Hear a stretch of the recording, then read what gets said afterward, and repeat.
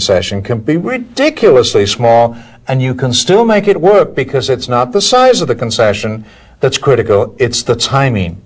So you might say, we can't budge another dime on the price, but I tell you what, if you'll go along with the price, I'll personally supervise the installation to be sure that it goes smoothly. Perhaps you were planning to do that anyway, but the point is that you've been courteous enough to position the buyer so that he can respond, well, all right, if you'll do that for me, we'll go along with the price. Then he doesn't feel that he lost to you in the negotiation. He felt that he traded off. Positioning for easy acceptance is another reason why you should never go in with your best offer up front. Because if you have offered all of your concessions already, before you get to the end of the negotiation, you won't have anything left with which to position the buyer. Here are some other small concessions that you can use to position. 1, a free training class on how to operate the equipment. 2, if you sell office equipment, offer to inventory their supplies and set them up on an automatic reordering system. 3, hold this price for 90 days in case they want to duplicate this order. 4, 45-day terms instead of 30 days. 5, 3 years for the price of 2 on an extended service warranty. Remember, it's the timing of the concession that counts, not the size. It can be ridiculously small and still be effective. Using this gambit, power negotiators can make the buyer feel good about giving in to them. Never, ever gloat. Never, when you get through negotiating, say to the buyer, Harry, you know, if you'd have hung in there a little bit longer, I was prepared to do this and this and this for you. Because Harry's going to say unkind things about your mommy when you do that. I realize that in the normal course of business, you'd never be foolish enough to gloat over the buyer because you felt you out-negotiated him. However, here's where you get into trouble with this one. It's when you're negotiating with someone whom you really know well. Perhaps you've been playing golf with this buyer for years. Now you're negotiating something. You both know you're negotiating, and you're having fun playing the game. Finally, he says to you, well, all right, we're all agreed on this, and I'm not going to back out. But just for my own satisfaction, what was your real bottom line there? Of course, you're tempted to brag a little bit, but don't do it. He will remember that for the next 20 years. Always, when you're through negotiating, congratulate the buyer. However poorly you think the buyer may have done, congratulate. Say, wow, did you do a fantastic job negotiating with me? I realize that I didn't get as good a deal as I could have done, but frankly, it was worth it because I learned so much about negotiating. You were brilliant. You want the other person to feel that they won in the negotiations. Have you ever watched attorneys down at the courthouse? They'll cut each other the ribbons inside the courtroom. However, outside, you'll see the district attorney go up to the defense attorney and say, wow, were you brilliant in there? You really were. True, your guy got 30 years, but I don't think anyone could have done a better job than you did, because the district attorney understands that he'll be in another courtroom one day with that same defense attorney, and he doesn't want the attorney feeling that this is a personal contest. Gloating over a victory will just make the attorney more determined than ever to win the rematch. Similarly, you'll be dealing with that buyer again. You don't want him remembering that he lost to you. It would only make him more determined to get the better of you in a rematch. So in this session, we've talked about what to do when you have problems negotiating with the buyer. You know how to handle an impasse by using the set-aside technique. You know how to get stalled negotiations going again by changing the dynamics. And you know how to use a mediator if you reach a deadlock. I taught you how to force a decision by tapering down your concessions and how to position for easy acceptance with a small concession made just at the last moment. Our next session together will conclude our 12-session series on power negotiating for salespeople. In session 12, I'll teach you how terrorist negotiators use 3 stages to resolve hostage-taking situations and how to structure win-win negotiations. This is Roger Dawson. Thank you for choosing to become a power.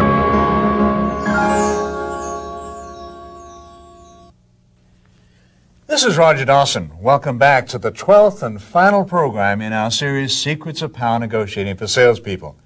Not long now, and you'll be ready to graduate as a power negotiator. In our last session together, I taught you how to become an expert at resolving problems in a negotiation. You learned how to handle an impasse by using the set-aside technique. I taught you how to get stalled negotiations going again by changing the dynamics. And you know how to use a mediator if you reach a deadlock. I also taught you how to force a decision by tapering down your concessions and how to position for easy acceptance with a small concession made just at the last moment. In this session, I'll teach you how terrorist negotiators resolve hostage-taking situations. You'll be able to use the same techniques to handle an angry buyer. Then I'll teach you how to structure a negotiation so that both sides feel that they won.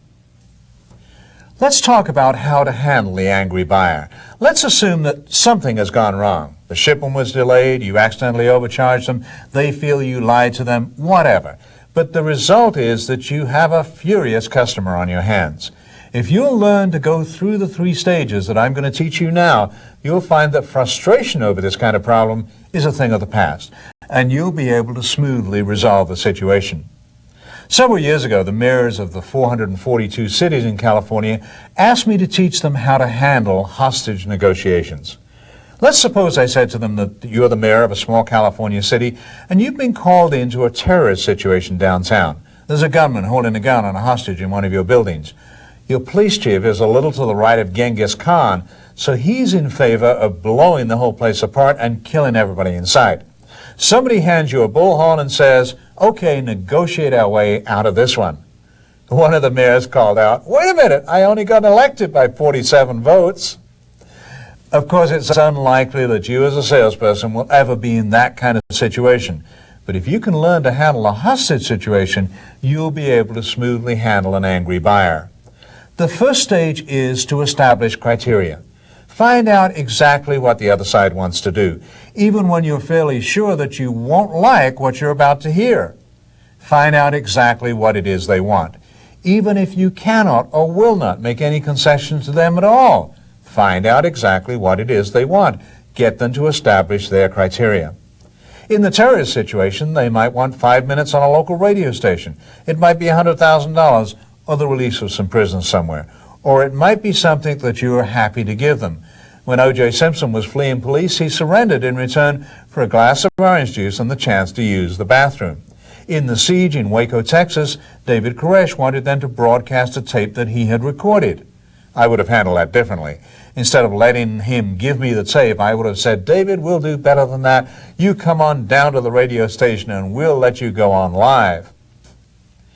A nationwide real estate franchise company hired me to teach power negotiating at their annual meeting. In the morning, they had an award ceremony for the top producers, then they broke for lunch, and I was the afternoon speaker. As they finished handing out all these trophies and broke for lunch, I saw one of the franchise brokers come storming up to the front of the room.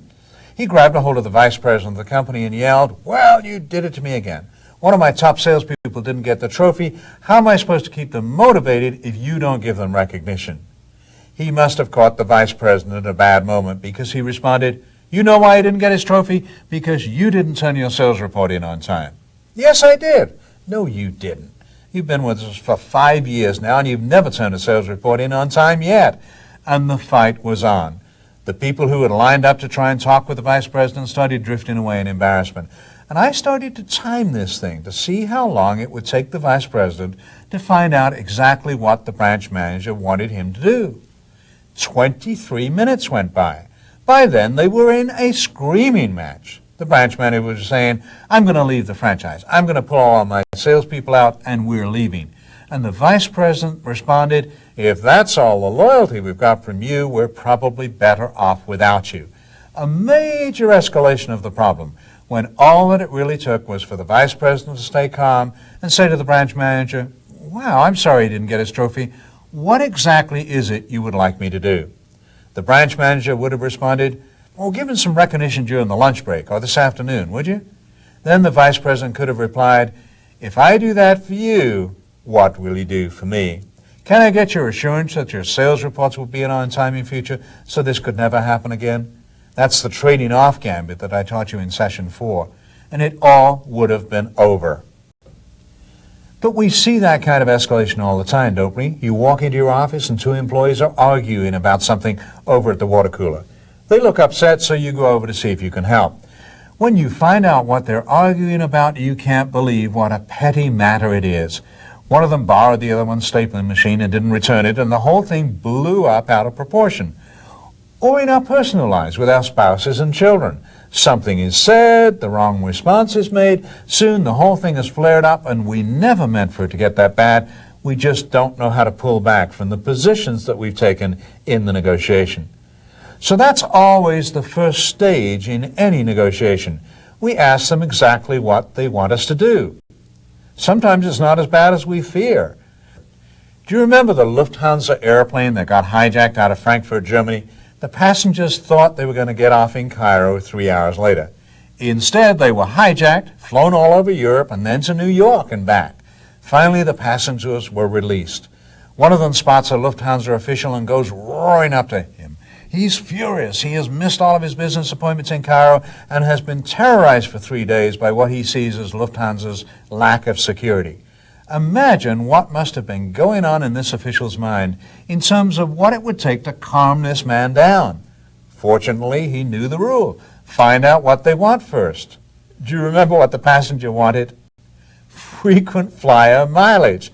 That's all he wanted to resolve the problem. So sometimes it's not as bad as you fear. But even if it is, you're better off to get them committed to a position. In response, we let them know what we're prepared or not prepared to do.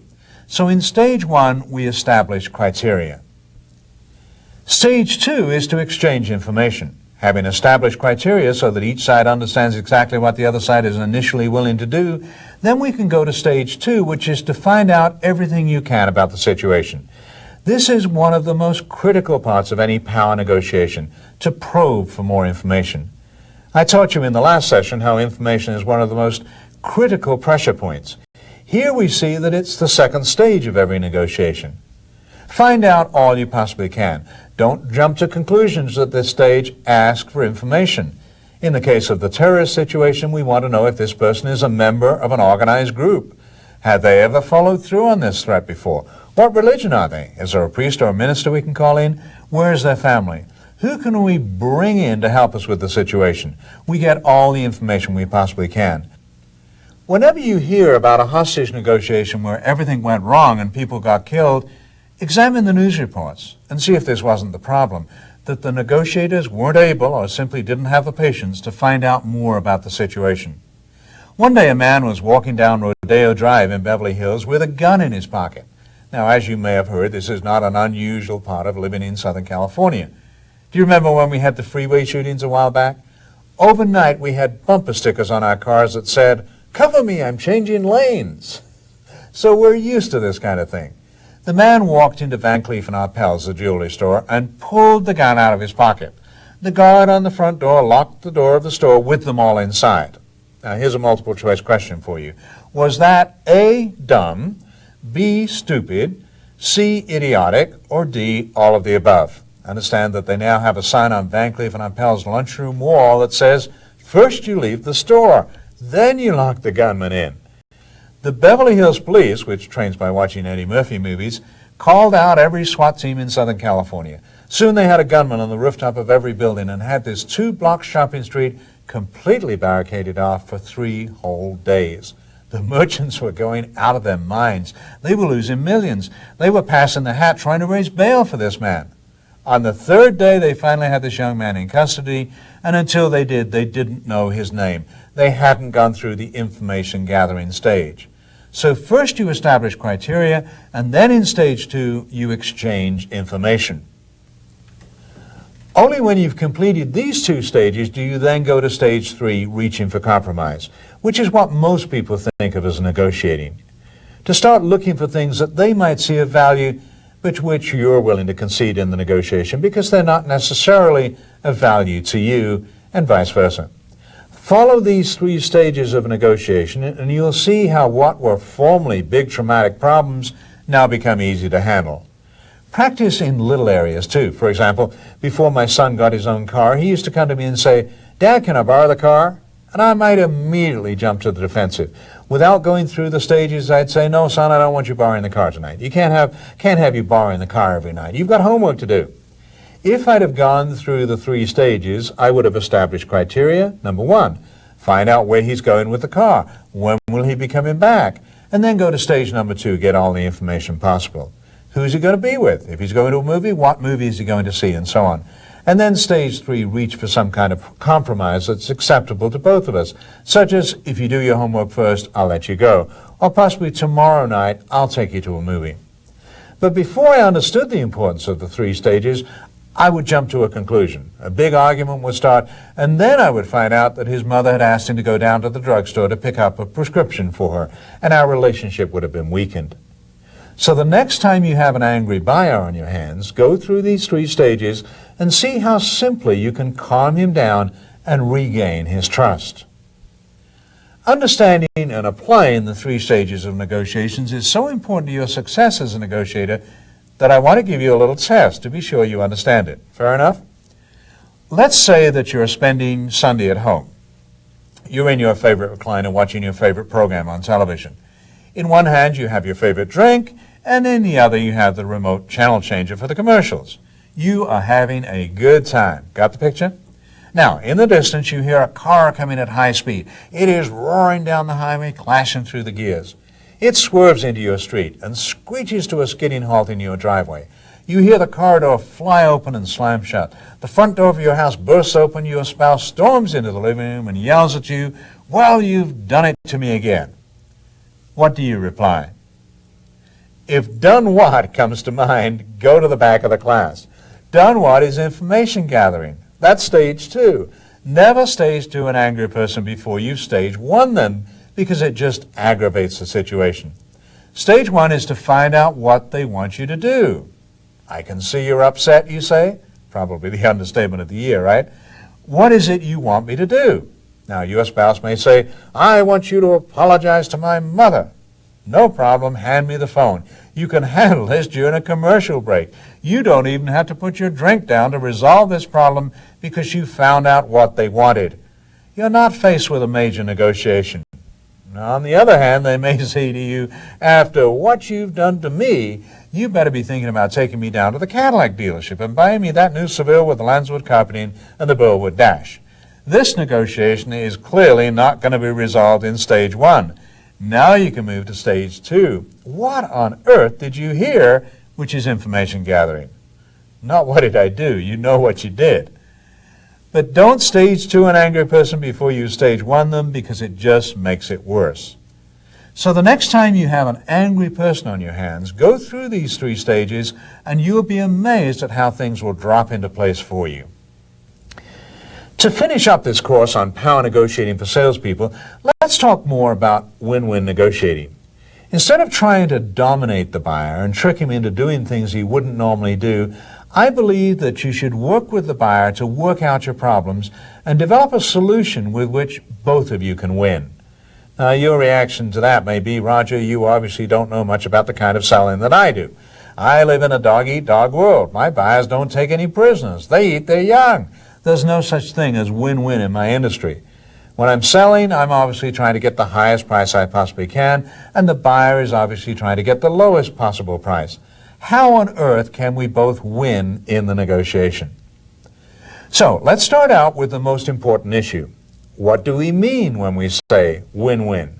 Does it really mean that both sides win? Or does it mean that both sides lose equally so that it's fair? What if each side thinks they won and the other side lost? Would that be win-win? Now, before you dismiss that possibility, think about it more. What if you leave with a big order and you're thinking, "I won. I would have dropped the price more if the buyer had been a better negotiator." However, the buyer is thinking that he won and that he would have paid more if you had been a better negotiator. So both of you think that you won and the other person lost. Is that win-win? Yes, I believe it is, as long as it's a permanent feeling, as long as neither of you wakes up tomorrow morning thinking, "Son of a gun, now I know what he did to me. Wait until I see him again." That's why I stress doing the things that service the perception that the other side won, such as don't jump at the first offer, ask for more than you expect to get, flinch at the other side's proposals, avoid confrontation, play reluctant buyer or reluctant seller. Use the vice gambit. You'll have to do better than that. Use higher authority and good guy, bad guy to make them think you're on their side. Never offer to split the difference. Set aside impasse issues. Always ask for a trade-off and never make a concession without a reciprocal concession. Taper down your concessions. Besides constantly servicing the perceptions that the other side won, there are three fundamental rules to observe. Rule number one is, don't narrow the negotiation down to just one issue.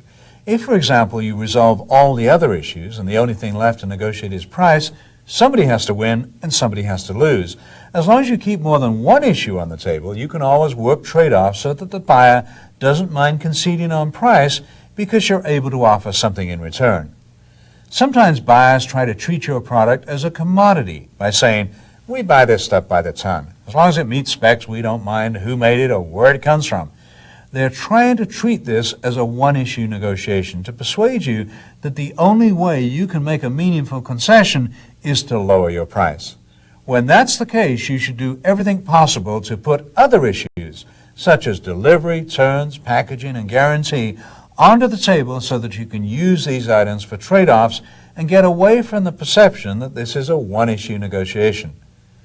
At a seminar once, a commercial real estate salesperson came out to me. He was excited because he'd almost completed negotiating a contract for a large commercial building.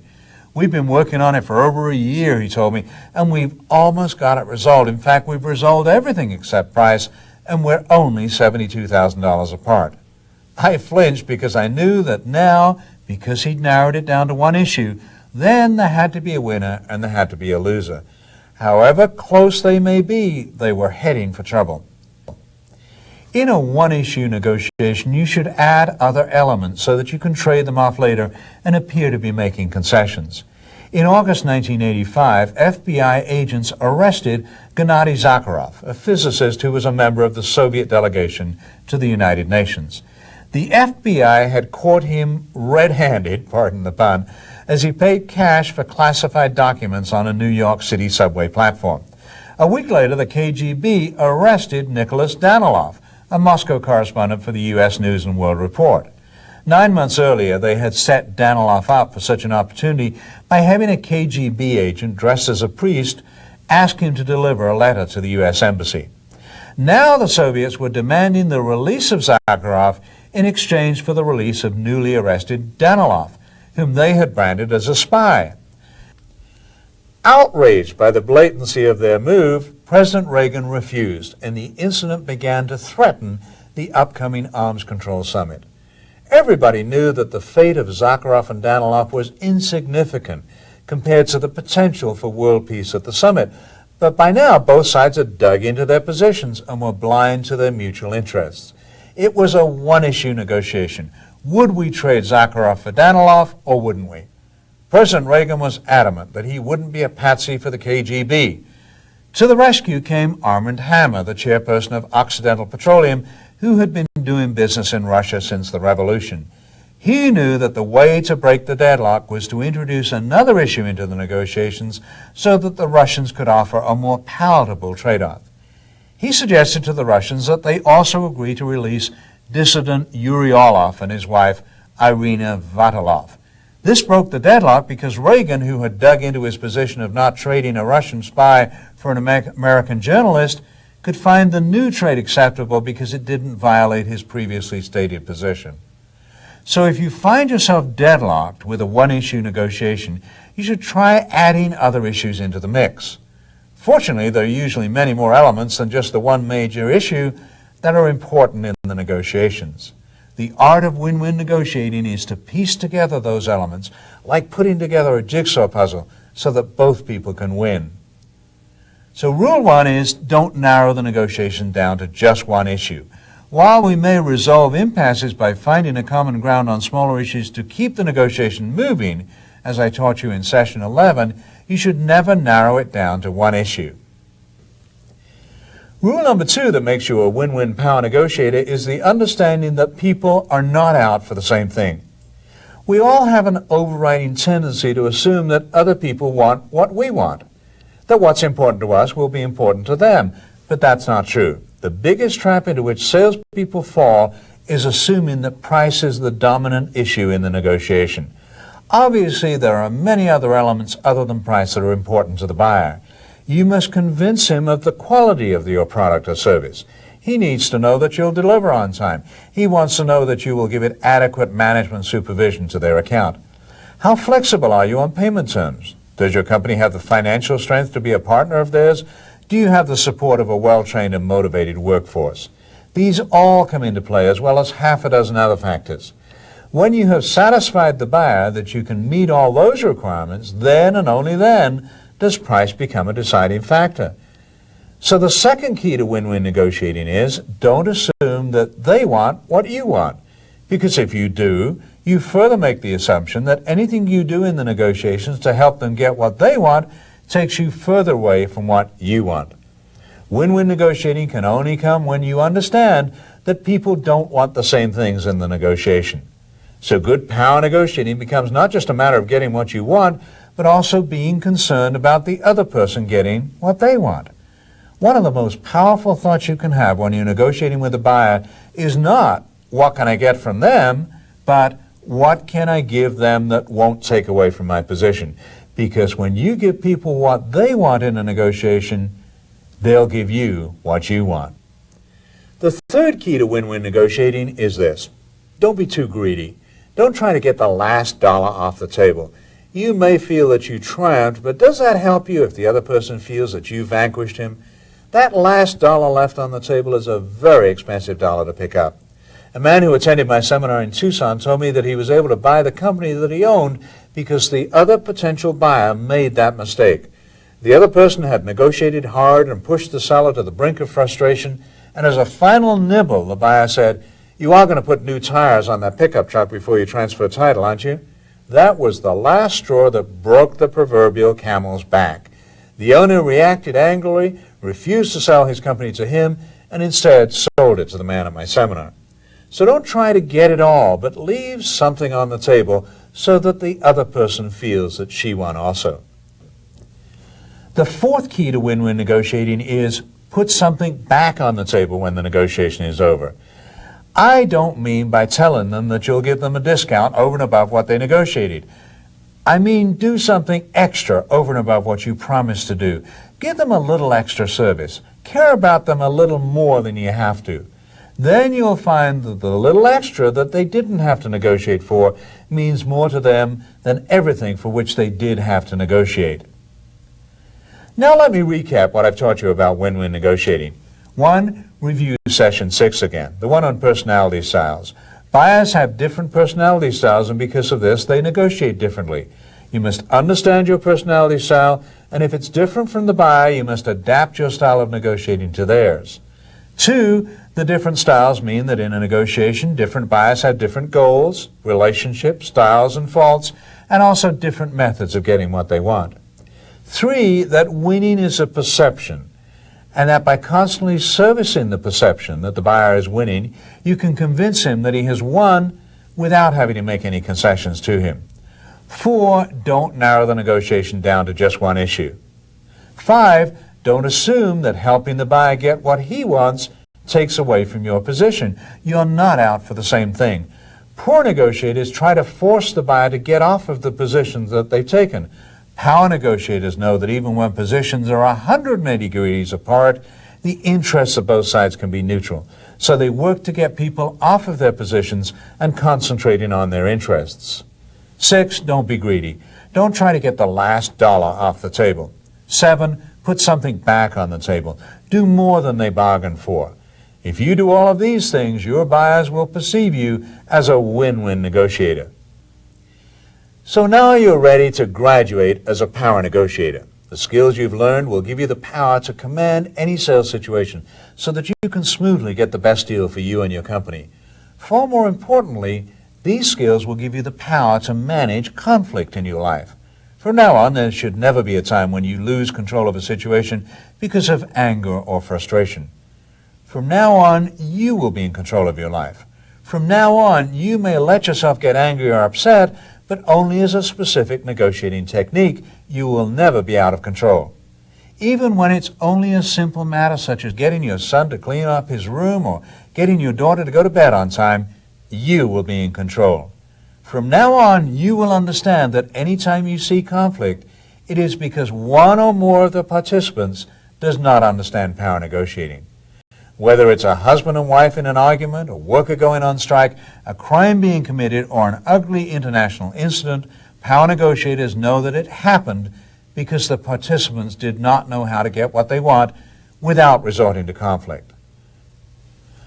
I look forward to the day when all conflicts are avoided because people know how to get what they want with good negotiating skills. I invite you to share this vision with me by pledging now to remove conflict from your life and the lives of those around you by always practicing good negotiating skills. Then the example that you set will help lead us into a bright new future where violence, crime, and wars become a distant memory. So now we've come to the end of this series. If you've been with me through all 12 sessions, you've just completed the most comprehensive program on sales negotiating available anywhere. Congratulate yourself because you have just graduated as a power negotiator. This is Roger Dawson. Thank you for joining me and good luck with all your negotiations.